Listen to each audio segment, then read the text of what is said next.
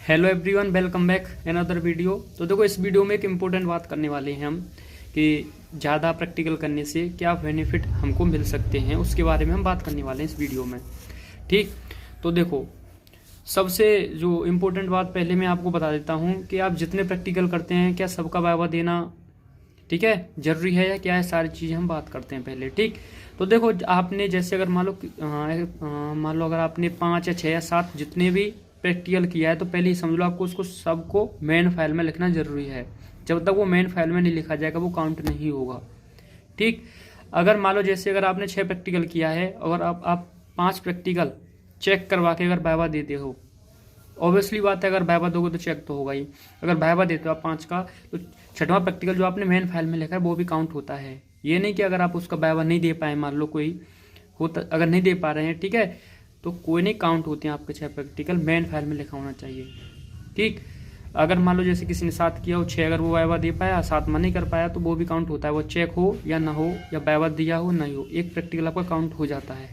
ये पहले समझिए आप। ठीक, अब देखो, सबसे इम्पोर्टेंट बात जो हम कि ज़्यादा प्रैक्टिकल करने पर क्या बेनिफिट है। तो देखो, ज़्यादा प्रैक्टिकल करने पर यह बेनिफिट होता है कि देखो, सिंपली है कि 35 मार्क्स जो है आपका, यानी 25 और 10 का वाइवा जो उस दिन होगा, जो फाइनल प्रैक्टिकल एग्ज़ाम होगा, ठीक है, तो वो तो डिपेंड करेगा आप उस दिन कैसा परफॉर्म करते हो, यानी वो उसी दिन पर परफॉर्मेंस पर डिपेंड करेंगे वो मार्क्स। ठीक है, पर लेकिन जो आपके 15 नंबर जो बचते हैं, वो सिर्फ ओनली आप जितने दिन से मेहनत कर रहे हो, ये सारी चीज़ें रीडिंग निकाल रहे हो, वाइवा दे रहे हो, ये इस चीज़ पर डिपेंड करता है।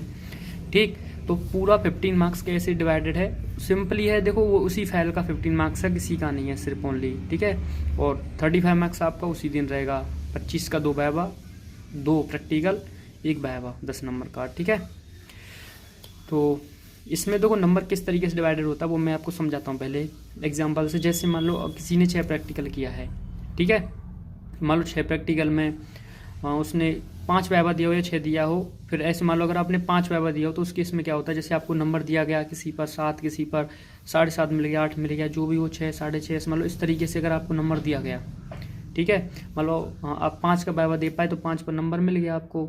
मान लो उनको मिला करके अगर 35 बन रहा है और एवरेज आपको देखो 6.5 7 नंबर का बन रहा है, तो 6वें जो भी आपका लास्ट प्रैक्टिकल होगा उस पर एवरेज दिया जाता है। ठीक है, 6.5 7 जितना भी बन रहा होगा, ठीक है, ये रहता है। अगर मान लो अब 6 प्रैक्टिकल को जो जितने नंबर आपको दिए गए उन सबको ऐड करते हैं, जैसे मान लो उन सबको ऐड करने के बाद आपका 42 नंबर बन गया, ठीक है, या जितना भी नंबर आपका बन गया, मान लो, होता क्या है, फिर जितने आपने प्रैक्टिकल किए हैं, 6 प्रैक्टिकल किए थे, 42 नंबर वाइवा के जितने नंबर आपको मिले सबको ऐड करने के बाद बन गया, फिर 6 का डिवाइड करते हैं आपको उसमें, तो कितना हो गया आपका, जब 42 में डिवाइड करोगे 7 नंबर, 7 आ गया ना।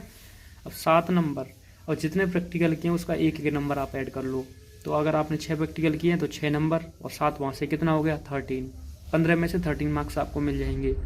ये रहता है सिनेरियो, समझ गए होंगे आप, आई होप, कुछ नहीं है।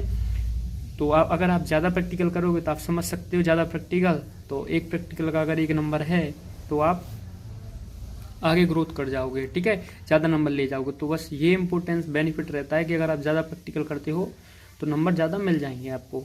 ठीक, तो बस ये एक इम्पोर्टेंट चीज़ मैं आपको समझना चाह रहा था कि अगर आप ज़्यादा प्रैक्टिकल करते हैं तो क्या बेनिफिट है। ठीक है, पर लेकिन अगर आप 7 से 8 या 6 से 8 के बीच में प्रैक्टिकल कर रहे हो तो वो सही है, कोई दिक्कत नहीं है। ठीक, और जिसको पास होना है उसको कोई दिक्कत नहीं, वो 3 से 4 प्रैक्टिकल कर सकता है। ठीक।